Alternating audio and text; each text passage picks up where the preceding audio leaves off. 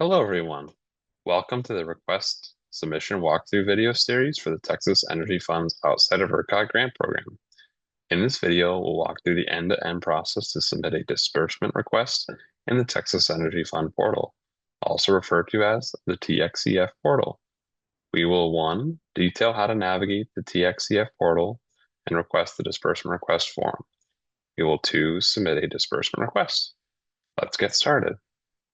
Now we will pivot over to the TxEF portal. You'll notice that I have already logged in. If I hadn't already logged in, you would see login in the top right corner here. I would enter my email and my password and hit login. Now, after that, we will shift over to the My Dashboard section. Then we'll scroll down to the Awards section and click on the award table. We will hit New Request. And we will submit a disbursement request. We'll create that.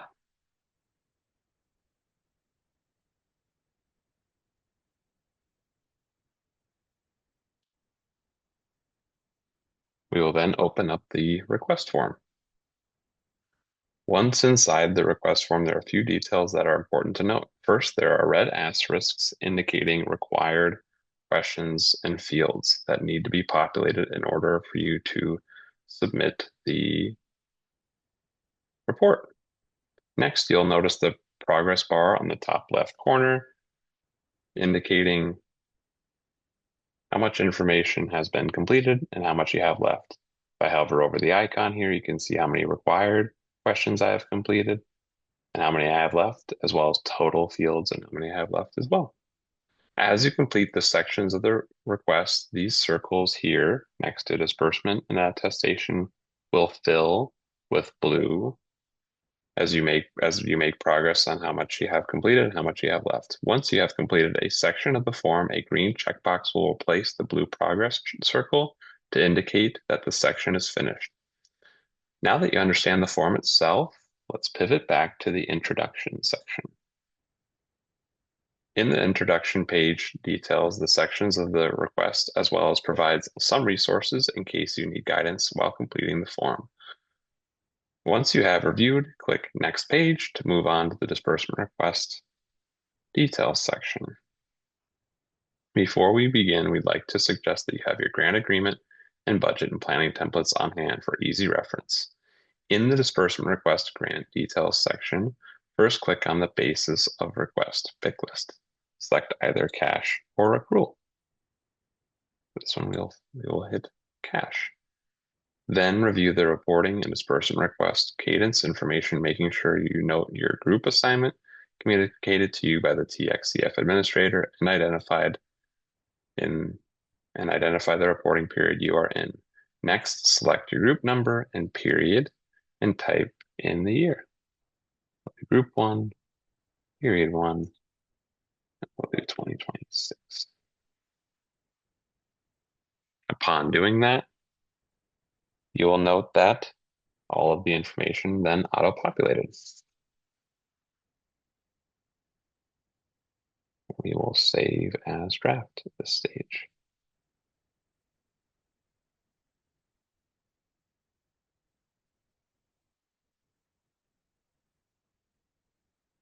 Within the budget details table, you'll note that it did auto-populate, so you don't have to do any of the editing in this section.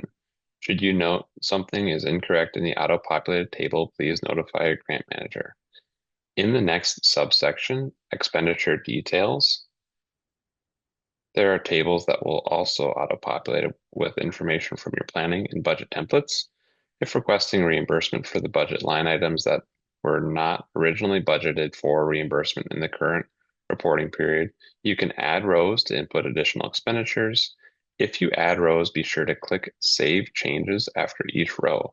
We recommend you scroll down and click on Save as Draft before you start the next table. There are also upload a file spaces under each of the tables where you can upload applicable supporting documentation for each cost category. To submit the documentation, you'll click on Upload a File and click Upload Files to browse your file library or drag and drop files into the box. When your file is finished uploading, click Done and repeat the process to upload more files or save as draft. It is important to note that there are specific file naming conventions to be followed when uploading a file to the request.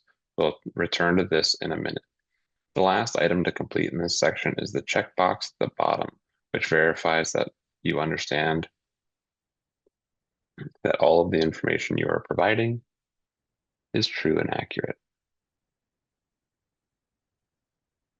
as well as you indicate that the PUCT may request additional information to process this reimbursement request.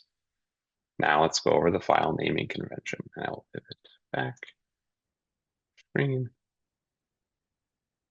The naming convention follows this format: AWD, which stands for award, dash followed by your assigned application number, which you can locate in your grant agreement, then underscore followed by a request code, which is DISREQ for disbursement request, then underscore the cost category, which can also be found on the first cell of each row of each expenditure table.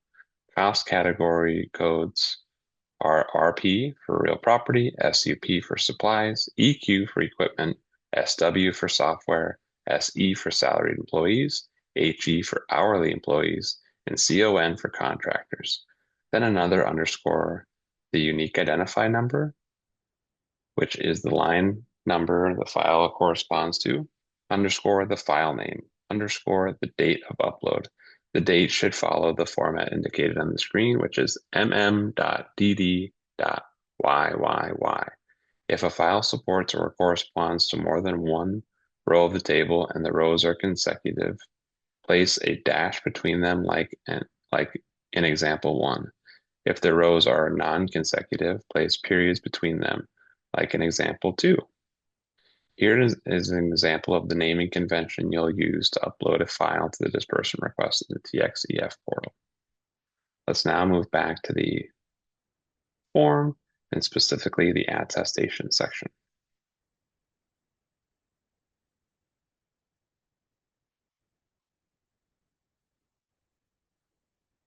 For the attestation section, first, you'll check the box verifying that the information you just filled is true and correct as the date of submission. You'll enter today's date. I'll actually do tomorrow's date. And I will do John Doe. I will save as draft. If I had completed all the information in the disbursement request, all of the fields there would be populated and so forth, and then the submit button would be available to me. For ease of walking through this demo, I did not, but let's pretend that I had, and that I can click on the submit button. Once you click submit, you will no longer be able to edit the request. Therefore, if you need to change anything, or if you have any questions, you'll have to email the OEGP at txenergyfund.texas.gov to reach out to the TxEF administrator for guidance, or contact your grant manager. Once you successfully submit a disbursement request, a submission confirmation message will appear. You'll also receive an email confirming your submission.